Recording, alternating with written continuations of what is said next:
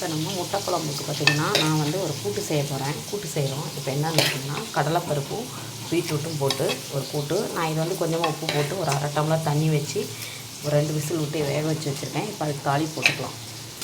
இப்போ ஒரு 2-3 ஸ்பூன் எண்ணெய் ஊற்றிட்டு கடுகு உளுந்து போட்டுட்டு வெங்காயம் போட்டு கருவேப்பிலை போட்டுருக்கேன். நல்லா ஓரளவு வதங்கினா போதும். இப்போ பீட்ரூட் எடுத்து போட்டுக்கலாம். இப்போ பீட்ரூட்டு கடலைப்பருப்பு வெங்காயம் நல்லா வதங்கிடுச்சு. இப்போ கொஞ்சம் தண்ணி இருக்குது, கொஞ்சமாக மஞ்சள்தூள் சேர்த்துக்கலாம். நான் இப்படி தான் பீட்ரூட்டு கூட்டு செய்வேன். கடலைப்பருப்பு பாசிப்பருப்பு கூட போட்டுக்கலாம். இது ஒரு 3/4 ஸ்பூன் போல் சாம்பார் தூள் போட்டுக்கோங்க, டேஸ்ட்டாக இருக்கும்.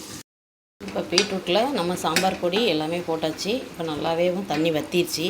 கொஞ்சமாக தேங்காய் பூண்டு அரைச்சி கொஞ்சமாக போட்டுக்கலாம், ரொம்ப போடக்கூடாது.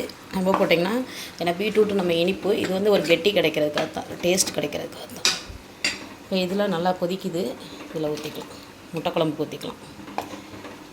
இன்றைக்கி நம்ம ஒரு கிட்டத்தட்ட பார்த்திங்கன்னா ஒரு 4 பேருக்கு ஒரு 3 பேருக்கு முட்டை குழம்பு வச்சுக்கலாம். நான் 4 முட்டை வேக போட்டிருக்கேன். முட்டை வேக போட்டு தான் நான் முட்டை குழம்பு வைக்க போகிறேன். இதில் பார்த்திங்கன்னா ஒரு 4 ஸ்பூன் எண்ணெய் ஊற்றிட்டு பட்டை சோம்பு கிராம்பு எல்லாமே போட்டுட்டு அதுக்கப்புறம் நான் ஒரு 200 கிராம் சின்ன வெங்காயம் போட்டிருக்கேன். கொஞ்சம் கருவேப்பிலை போட்டிருக்கேன். நல்லா வதங்கட்டும். இப்போ நம்ம ஒரு 1/4 கிலோ போல் தக்காளி போட்டிருக்கோம். தக்காளி வெங்காயம் வதங்குறதுக்கு நான் வந்து கல் உப்பு போட்டிருக்கேன். கொஞ்ச நேரம் மூடி போட்டுங்க, நல்லா வதங்கிடும். இப்போ முட்டை குழம்புக்கு தக்காளி வெங்காயம் நல்லாவே இதாகிடுச்சு, நல்லா வதங்கிடுச்சு. அதுக்கப்புறம் உப்பும் போட்டு வதக்கிட்டேன், மஞ்சத்தூள் போட்டாச்சு. இப்போ பார்த்திங்கன்னா நம்ம வீட்டில் அரைச்ச குழம்புத்தூள் போட்டிருக்கேன். இதில் ஒரு 4 ஸ்பூன் போட்டுக்கோங்க, நல்லாயிருக்கும். நான் சின்ன ஸ்பூனுக்கு தான் போடுறேன். போட்டு நல்லா வதக்கி விட்டு அதுக்கப்புறம் தேவையான தண்ணி ஊற்றிக்கலாம்.